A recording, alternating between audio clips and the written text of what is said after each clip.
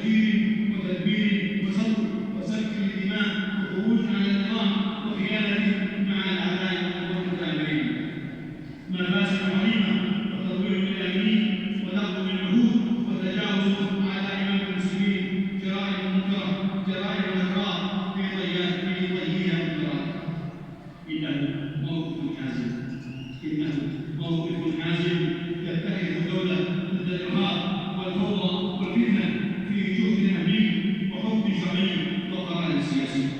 ما نفعل وإن الناظر والمتأمل لا يقدر ولله الحمد، لا يقدر ولله الحمد هذه الوقفة الشامخة الثابتة التي تقف الأمة ضد أي تصرف مشين أو عمل إجرامي أو تشويش حق.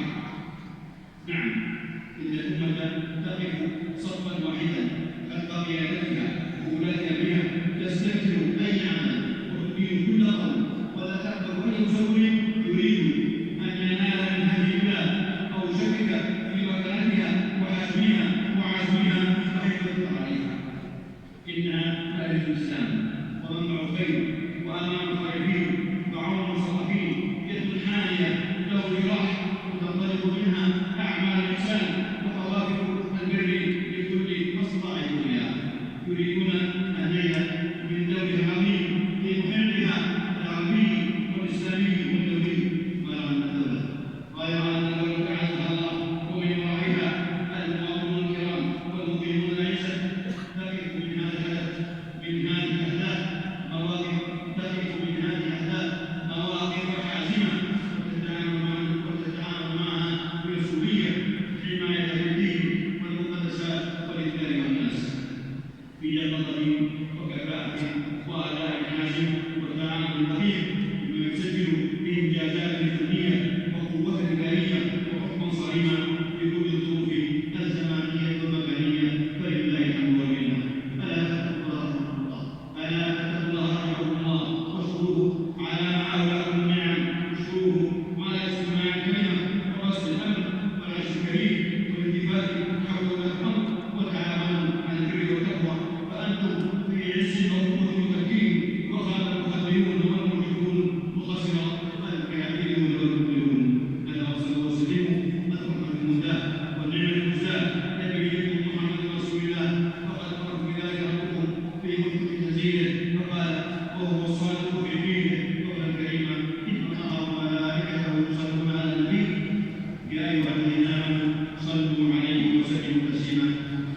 اللهم صل وسلم وبارك على عبدك ورسولك نبينا محمد الحبيب المصطفى والنبي المجتبى وعلى آله الطيبين الطاهرين وعلى أزواجه أمهات المؤمنين، اللهم عن الخلفاء الأربعة الراشدين أبي بكر وعمر وعثمان وعلي وعن الصحابة أجمعين والتابعين ومن تبعهم بإحسان إلى يوم الدين وعنا معهم بعفوك وجودك وإحسانك يا أكرم الأكرمين. اللهم أعز الإسلام والمسلمين، اللهم أعز الإسلام والمسلمين وأذل الشرك والمشركين الله والملائكة وسائر الأعداء من الملة والدين. اللهم آمنا في أوطاننا، اللهم آمنا في أوطاننا واصلح أئمتنا وولاة أمورنا واجعل ولايتنا في من خافك واتقاك واتبع رضاك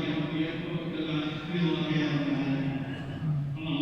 اللهم إنا منا وولي أبينا وأصلح عن الشركين في توفيقك وأعز بطاعتك وأعلي كلمتك واجعله نصرة للإسلام والمسلمين، ووفقه ونعاته وإخواننا وأعوانه لما تحب وترضى وخذ بنواصيه للبر والتقوى. اللهم وفق ولاة أمور المسلمين لعمل بكتابك وسنة نبيك محمد صلى الله عليه وسلم، واجعلهم رحمة لعباد المؤمنين، واجعل كلمتهم على الحق والهدى يا رب العالمين. اللهم اصلح أحوال المسلمين في كل مكان، اللهم احفظ دماءهم وقوتهم على الحق والهدى وسنة كلمتهم، واجعل خيارهم واكرم أسرارهم واحسن الأمن والعدل والرخاء في ديارهم، وأعيذهم من الشرور والفتن ما ظهر منها وما بطن.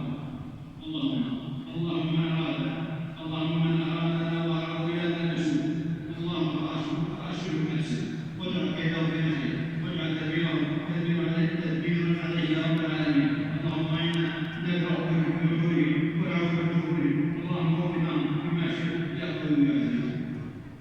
اللهم اغفر لنا جنودنا المواقعين على الحدود، اللهم اللهم سدد رايهم وصوب رميهم واشتت اجرهم وقوي عزائمهم وثبت اقدامهم واربط على قلوبهم وانصرهم على اعدائهم